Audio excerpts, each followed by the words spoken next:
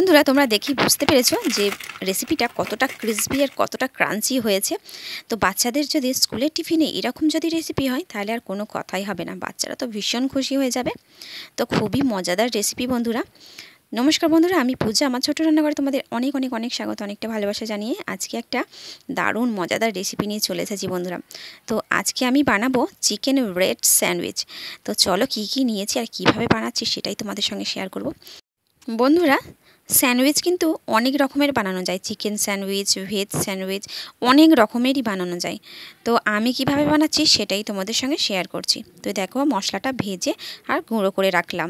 এখানে কড়ার মধ্যে তেল দিয়ে দিলাম। তো তেলটা গরম হয়ে গেলে এবার আমি দিয়ে দিচ্ছি পেঁয়াজ কুচি। তো পেঁয়াজ কুচিটা একটু হালকা করে ভেজে নেব। একটু নাড়াচাড়া করার পর এবার দিয়ে দেব দুটো কাঁচা লঙ্কা আর একটু আদা কুচি।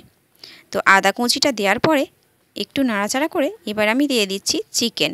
তো চিকেনটা একটু হালকা ভাজা হবে, তারপরে আমি দিয়ে দেব এখানে নুন। তো পরিমাণ মতো নুন দিয়ে দিলাম। তো চিকেনটা দেওয়ার পরে চিকেনটা কিন্তু একটু ভালো করে ভাজতে হবে। তো দেখতেই পাচ্ছ আমি চিকেনটা ভালো করে ভেজে নিচ্ছি। তো এর মধ্যে আমি দেব এবার হলুদ গুঁড়ো। আর আমি দুটো আলু সিদ্ধ করে আগে থেকেই রেখে দিয়েছিলাম, তো আলু মাখাটা দিয়ে দিলাম।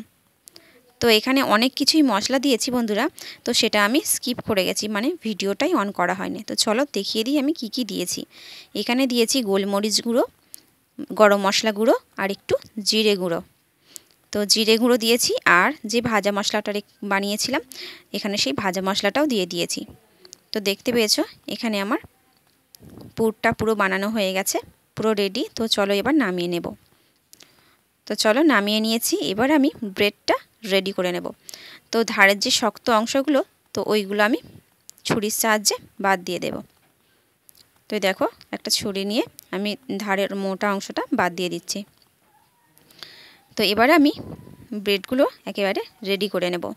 তো দেখো আমি চামচ দিয়ে মানে ব্রেডের উপরে স্টাফিংটা দিচ্ছিলাম, কিন্তু ভাবলাম যে হচ্ছে না।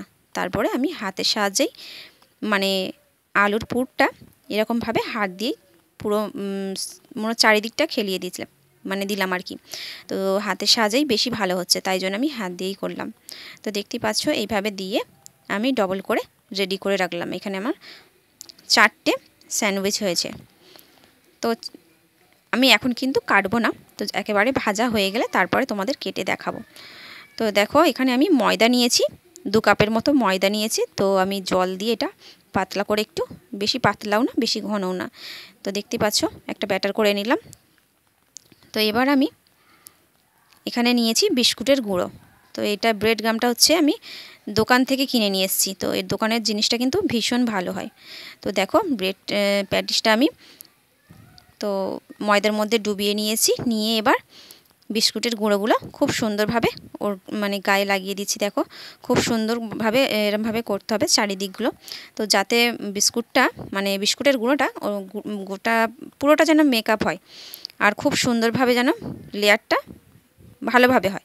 তো সেই জন্য আমি ময়দাটাই ব্যবহার করেছি। তো ডিমের থেকে ময়দাটা বেশি ভালো হয়, মানে বিস্কুটের গুঁড়োগুলো গায়ে ভালোভাবে লেগে যায় আর খুব সুন্দর হয়, লেয়ারটা খুব মোটা হয়। তো এই দেখো আমি এবার 4টে স্যান্ডউইচকে একসঙ্গেই দিয়ে দেব, কারণ বড় কড়া বসিয়েছি, তো কড়ার মধ্যে আমি দিয়ে দেব একসঙ্গে। তো এই দেখো 4টে আমি ব্রেডকে একসঙ্গেই দিয়ে দিয়েছি। তো আমার কড়াটা যেহেতু বড় মতো, তো সেই জন্য আমি 4টেকেই একসঙ্গে দিয়েছি, আর অনেকটাই তেল দিয়েছি, সাদা তেল। তো এবার আমি উল্টে পাল্টে ভালো করে ভেজে নেব।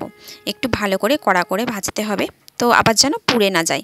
তো একটু উল্টে পাল্টে ভাজলে বেশ ভালোই হবে, চারিদিকে কালারটা সমানভাবে থাকবে আর খুবই ক্রাঞ্চি হবে। বন্ধুরা আমার ভিডিও চলাকালীন তোমাদের কাছে আমার একটাই অনুরোধ, আমার এই রেসিপিটা যদি তোমাদের ভালো লাগে অবশ্যই লাইক কমেন্ট শেয়ার করে দিও। আর নতুন বন্ধু হয়ে থাকলে চ্যানেলটি সাবস্ক্রাইব করে পাশে থাকা বেল আইকনটিও প্রেস করে দিও, যাতে আমার এরকম নিত্য নতুন রেসিপি নোটিফিকেশান যাতে সবার আগে তোমার ফোনে চলে যায়। তো দেখতেই পাচ্ছ আমার এখানে ব্রেড গামটা পুরো রেডি হয়ে গেছে, আর এবার আমি তুলে নেব। তো এক হাতে ফোন আর এক হাতে দেখতেই পাচ্ছ কত অসুবিধা হচ্ছে, তাই জন্য একটু তুলতে অসুবিধাই হচ্ছে। দেখতে পাচ্ছ আমার ফোনটা হচ্ছে আমি আমার মেয়েকে দিয়েছি ধরতে, তাই আমি তুলতে পারছি আর কি। তো এই দেখো মেয়ে ধরে আছে ফোনটা, তো এক হাতে খুবই অসুবিধে হয় জানো তো বন্ধুরা। এক হাতে ফোন নিয়ে একা একা ভিডিও করতে খুব অসুবিধা হয়। তো এই দেখো আমার মেয়ে ধরেছে ফোনটা, তার জন্য আমি খুব সুন্দরভাবে তুলে নিলাম। তো চলো এবার আমি একটা একটা করে কেটে আর তোমাদের দেখাই যে কতটা সুন্দর হয়েছে। তো এতটা সুন্দর কি বলবো, আমার মেয়ে তো খুবই খুশি হয়ে গেছে খেয়ে, যে মা এতটা সুন্দর হয়েছে, এই খাবারটা কিভাবে বানিয়েছো।